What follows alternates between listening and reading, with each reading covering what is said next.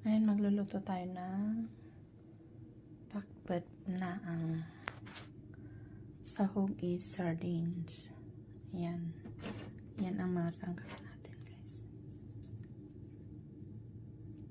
At saka ang oil na gagamitin natin is olive oil. Ayan, bitter melon, zucchini, squash, at saka sweet potato. Ayan.